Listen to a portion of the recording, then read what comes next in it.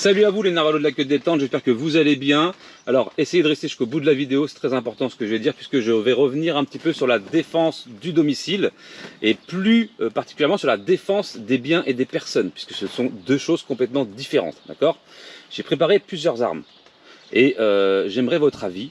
Alors moi je le connais déjà, hein, j'ai mon propre avis et ma propre opinion selon la législation en vigueur aujourd'hui dans notre pays. Avec quelle arme le juge serait le plus clément avec vous, d'accord? Ça va être marrant comme jeu. Puisque je vais revenir sur la vidéo du monsieur qui s'appelle Michael, hein, dont j'ai fait une vidéo review rapidement, qui a pris 2 ans avec sursis pour avoir maintenu son cambrioleur au sol, d'accord, sans l'avoir frappé. Bon, après on ne sait pas vraiment trop ce qui s'est passé, est-ce qu'il a mis une gifle, il n'a pas giflé, enfin bref. Le mec est en train de s'enfuir. Enfin, il y a encore quelques petits points un petit peu mystérieux sur cette histoire-là, mais quand même, 2 ans plus 2 ans de mise à l'épreuve plus une obligation de soins, c'est vraiment très cher payé pour avoir maintenu ou chopé en tout cas un cambrioleur. C'est un petit peu chiant, surtout qu'on est sur du flagrant délit en plus. Bref, on est comme ça, on est sur une intrusion du domicile, ça passe pas. Alors, j'ai préparé quelques bricoles. Alors n'hésite pas à t'abonner, à laisser un petit like et un petit commentaire, ça fera toujours plaisir et me donner ton ressenti sur ce que je vais te raconter aujourd'hui. Je te parle en tant qu'ancien professionnel et je te parle aussi en tant que papa, d'accord? Donc je vais essayer de mettre mes émotions pas trop en avant et essayer d'avoir un discours très mesuré et vraiment avec la conjoncture actuelle des choses et des homejacking qu'il peut y avoir, des cambrioleurs qui peuvent venir, des potentiels pulapis qui viennent foutre le bordel devant chez toi, comment réagir et surtout quelle erreur ne pas faire pour ne pas finir comme Michael a fini, ça veut dire avec une grosse condamnation, un fini au cul, enfin bref, la totale, ok?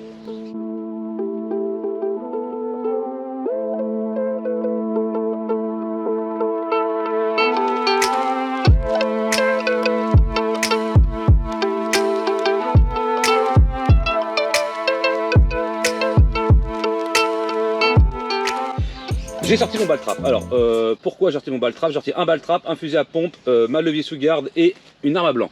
Ça, ce sont des munitions de baltrap. D'accord, c'est de la grenaille en 24 grammes, à peu près 420 mètres secondes. Je te laisse imaginer dans un domicile ce que ça peut représenter. Surpénétration, tu déchires le mec en morceaux, ça devient des lambeaux. Bref, d'accord, ça à proscrire. Létal, ok? Alors, tout dépend encore de la situation. On va y revenir. Fusil à pompe, donc ça c'est mon baltrap, hein. Donc ça c'est une arme que tu peux choper vite chez toi, hein, d'accord, si t'as pas le choix, on en est là, ok. Attention, ce sont des suppositions, je ne vous dis pas d'utiliser ça dans votre domicile pour vous défendre, je veux bien que ce soit clair. Le fusil à pompe, Winchester, avec lequel je tire beaucoup de slugs en stand de tir, qui me sert quasiment qu'à ça, avec une petite lampe comme tu peux le voir, avec un élément de visée, un strike point et de la munition en slug. D'accord, c'est de la munition de 28 grammes, mais je peux vous dire qu'ayant fait des essais sur gilet pare-balles en 3A, même avec un gilet pare-balles en 3A, si t'es à 20 mètres, t'es mort. Si t'as pas de plaque anti-trauma derrière, c'est fini, c'est la fin. Alors je t'imagine 100 surpénétration dans un domicile, plus de 400 mètres secondes encore une fois à la sortie de canon, ça fait du gros dégât. Ensuite, j'ai ramené ma levée sous garde. C'est celle avec laquelle je tire aussi souvent, qui est chambrée en 44 Magnum. Donc là on est sur de la munition en 44 Magnum, on sort environ à 500, un peu plus de 500 mètres secondes, on est sur de la semi-blindée, 2250 joules, 2300 joules, pareil, j'ai testé sur un gilet 3A, ouais, c'est une catastrophe, d'accord. Alors ça ne passe pas, mais par contre le choc traumatique, l'énergie libérée fera que gilet ou pas gilet, c'est la fin. Et pour terminer, j'ai ramené un Glock PAK, qui est la réplique officielle, donc là il est chambre vide, d'accord, avec la petite lampe qui va bien, et les munitions à blanc. Alors dans mon chargeur, moi, parce que c'est quelque chose que je garde à côté, pas loin, munitions à blanc pour des tirs de sommation sans douleur, donc ça, avec ça vous ne blessez pas, d'accord. Forcément si vous collez ça sur la tempe ou sur l'œil, oui ça fera du dégât, mais dans un contexte de défense, de mise en fuite, en tout cas pour faire peur, pour impressionner, les munitions à blanc déjà vont calmer 97% des mecs qui voudront rentrer, voire même 99%. On n'a pas affaire à des cow-boys, les groupes surarmés ne rentrent pas chez les gens lambda comme ça pour aller chercher un truc, ça leur coûterait bien trop cher et ils ne prendraient pas le risque. Il faut quand même faire preuve de logique dans cette société où les gens qui viennent vous cambrioler, la plupart du temps sont des Jean-Kévin Pulapis qui rentrent et à la moindre lumière, au moindre bruit, ils se barrent en courant. Vraiment dans le plus gros des cas. Alors oui, ils peuvent avoir une arme blanche et tout. Ne vous inquiétez pas que en pleine nuit, combien de fois je vais devoir le répéter? Vraiment, en étant déterminé, vous êtes chez vous, dans votre domicile, vous jouez à domicile, donc vous êtes un petit peu en terrain avantagé. Ce bruit-là dans la pénombre, il veut tout dire, d'accord? Le mec va pas se demander si c'est un PAK, si c'est un truc, et voilà, pour les gens qui me disent ouais mais il verra que c'est une... Vous voyez que c'est une réplique là ou pas tout de suite là? Est-ce que quelqu'un voit que c'est une réplique là? Non. Oui, si je te mets le canon comme ça. Ouais mais encore, on est dans le noir, là tu me vois parce qu'il fait jour. On est dans le noir, et si je te mets la lampe en pleine gueule comme ça par exemple, est-ce que tu vas voir le canon? Ah non, tu verras pas le canon. Tu vois? D'où l'avantage de la lampe sur un PAK. J'alimentais aussi avec du poivre et de la lacrymogène. La question que je voudrais poser quand même, c'est, vous pensez que si vous avez une intrusion au domicile pour du défense de biens, ok? On va partir sur déjà défense de biens. Vous finissez au tribunal, l'accusé forcément devient une victime et porte plainte pour essayer de se défendre comme il peut au tribunal, comme ça s'est passé avec Michael. Et vous pensez que le juge sera plus clément avec vous si vous l'avez braqué avec ça pour faire prendre la fuite, d'accord? Même si vous tirez, hein, pas sur l'individu mais à côté, hein, d'accord? En prenant en considération les dégâts que ça peut faire dans une habitation, parce qu'il ne faut pas le négliger non plus, tout ce qui est surpénétration et dégâts matériels à côté. Avec ça, ou avec ça, alors là on parle même pas de surpénétration, parce qu'on est sur du 44 mag et l'ogive avant de s'arrêter va traverser plusieurs murs, ou alors avec une arme à blanc. Je vous pose la question. Alors ça peut fonctionner avec le JPX, hein, d'accord? JPX est considéré et classé comme un spray lacrymogène ou poivre. Donc déjà à partir de là, vous avez un avantage non négligeable, c'est-à-dire que vous êtes sur une arme vraiment non létale. Là c'est pareil, on est sur du non létal et de la défense.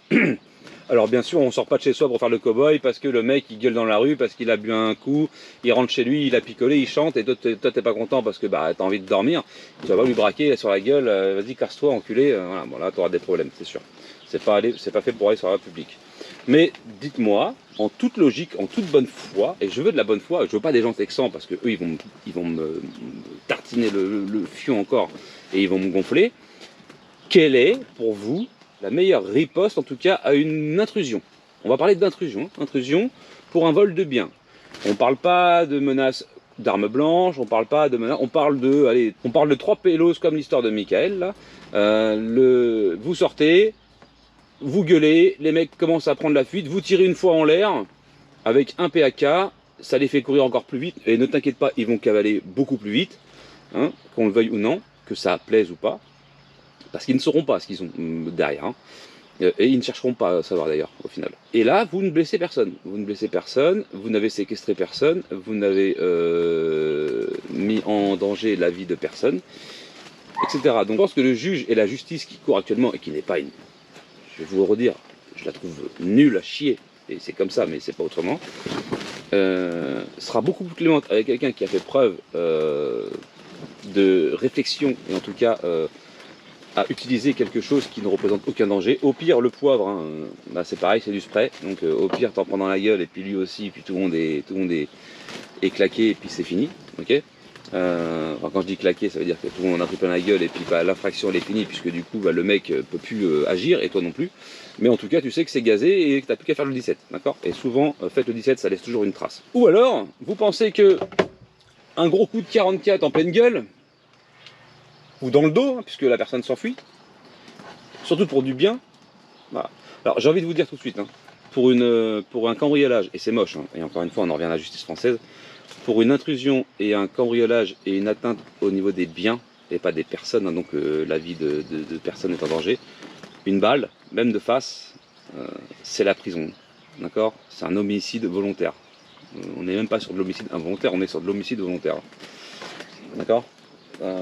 Alors on pourra faire jouer la peur ou oui, j'ai flippé parce que c'était 5 ou 6 ou 4 ou 3, mais ça n'arrangera pas la situation que vous aurez laissé un mec sur le carreau et que là, il n'y a pas. Alors, dans un autre contexte de légitime défense, bien sûr des contextes bien spécifiques, surtout la nuit dans un domicile, Si vous allumez quelqu'un qui lui représente un danger immédiat et que la riposte est proportionnée, donc arme blanche, batte de baseball, surnombre, on parle de surnombre aussi hein, quand ils sont 5-6, là ouais on peut parler. Et surtout si on en vient à avoir une menace physique, directe, et non pas une télévision ou plus vraiment de lecteur DVD aujourd'hui, mais un PC portable ou un iPad ou un iPhone, peu importe, ça reste du matos, ok. C'est chiant, ça coûte cher, ça reste du matos. Il y a des assurances pour ça, on porte plainte, c'est chiant, la procédure est longue.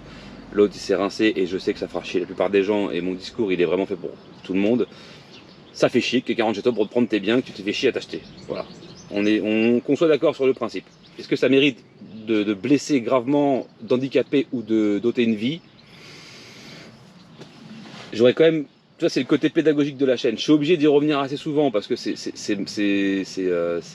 sinon ça serait maladroit de ma part de ne pas alerter continuellement et à dire attention à ce que vous faites, attention aux décisions que vous prenez, attention, ça peut vite se retourner contre vous et ça peut bousiller votre vie ainsi que celle de votre famille. Alors il y en a qui me diront ouais mais imagine il est armé. Alors je viens de t'expliquer qu'en cas de riposte légitime face à une attaque immédiate et à une riposte proportionnelle à l'attaque, tu es dans ton droit.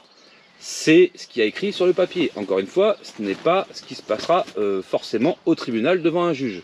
Mais dans le cas où c'est une attaque physique délibérée et que vous avez fait des sommations, vous avez prévenu, vous avez fait tout ce que vous pouviez, à partir de là, oui, à éviter. Bon après c'est tac ça.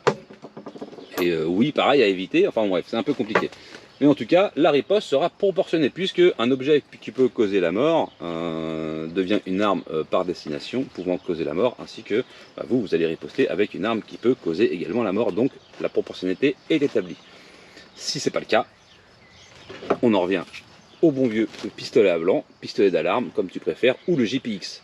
Je pense que une lampe à main, comme on peut voir hein, sur Olight, ou les lampes ici comme ça, à pleine puissance, plus l'arme, il n'y a pas photo en fait. La dissuasion est là, le bruit c'est l'équivalent d'un vrai, la flamme qui sortira ça fait le taf, et si jamais ça passe pas, le poivre on sature la pièce, on sature le couloir et il n'y a pas de problème, d'accord. Je remets encore une fois une couche. Les mecs qui vont rentrer chez vous avec des fusils à pompe, ou en tout cas qui essaieraient d'entrer chez vous avec des fusils à pompe, ou des armes style AK-47 et compagnie, parce que ça des commentaires j'en ai un paquet, ça n'arrive pas tous les jours, hein, d'accord. Ça n'arrive que très rarement, où les mecs c'est des gros clients, et ils viennent pas chercher n'importe quoi, c'est des coups préparés à l'avance, voilà. Ils viennent pas se faire chier chez des nous, voilà, tu vois. On n'a pas d'argent nous, on n'a pas de pouvoir d'achat, bon, ok. Je vous mettrai dans les liens, évidemment, pas mal d'armes à blanc. Je vous mettrai pas de lien d'armes à feu, parce que c'est complètement, pour moi, dans ces cas-là, ça sert à rien. Mais du JPX et de l'arme à blanc, c'est déjà pour moi la première étape. Enfin, ça va même être la deuxième étape, la première étant la défense passive avec détecteur de mouvement, sirène, détecteur de voiture de porte, etc., etc. Vraiment, on est sur une vidéo, j'espère hein, que je veux pas vous faire chier avec ma morale et je veux faire la morale à la personne. Chacun est libre de faire ce qu'il veut chez lui, d'accord. Mais prenez les bonnes décisions parce qu'aujourd'hui, pour une claque à quelqu'un, même si elle est méritée, tu prends une peine, d'accord. Et oui, c'est comme ça, malheureusement. Donc comme on est sur une chaîne d'armement, je ne peux pas vous faire l'apologie et je ne le ferai pas de prendre un fusil à pompe pour uniquement servir d'arme de défense, d'accord, ni même un calibre 12. Alors vous me direz oui, mais si jamais, je l'ai expliqué, dans un contexte vraiment spécifique, oui, mais c'est un contexte qui va être extrêmement rare, vraiment extrêmement rare. Les atteintes à la personne dans des affaires de cambriolage, c'est plutôt des chiffres qui vont aller dans les 0,5%. Au-dessus, c'est on va nous voler pendant qu'on n'est pas là. Donc déjà, bon, on n'a même pas à avoir de confrontation. Si on évite la confrontation et qu'on fait du bluff, ou en tout cas qu'on fait un tir de sommation avec une arme à blanc, ça va détendre 99% des situations qui sont un petit peu compliquées. Voilà. Donc je vous demande beaucoup de logique et beaucoup voilà, je veux des commentaires posés et pas genre je l'arrose, je l'enterre dans le jardin et tout ça. Je veux pas en voir en fait. Ça sert à rien. C'est pas constructif pour moi. D'accord. Je sais, on me dira oui, mais aux States, tu passerais pour un héros si tu dessoutes deux mecs. Oui, mais on n'est pas aux States. On n'est pas aux États-Unis.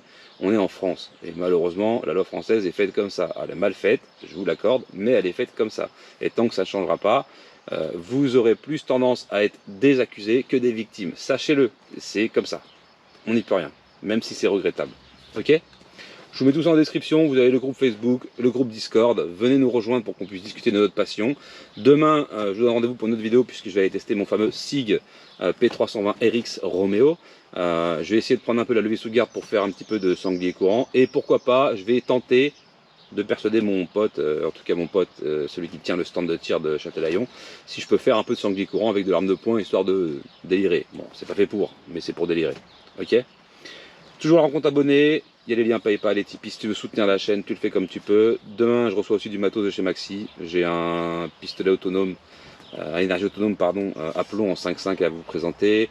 J'ai une review T4E, j'ai le débridage de la Haro, j'ai pris du retard dû à mon opération. J'ai même perdu de l'argent hein, d'ailleurs, donc j'y peux pas grand chose, j'essaie de rattraper le retard. Bref, voilà, si tu veux soutenir, tu peux t'abonner, souscrire, mais surtout laisse un petit like, un petit commentaire pour le référencement et pour flatter l'algorithme de YouTube, ok ? Merci de m'avoir regardé jusqu'au bout, je te souhaite une agréable journée et une bonne fin de week-end. Et je te dis à plus pour une prochaine vidéo. Tchuss.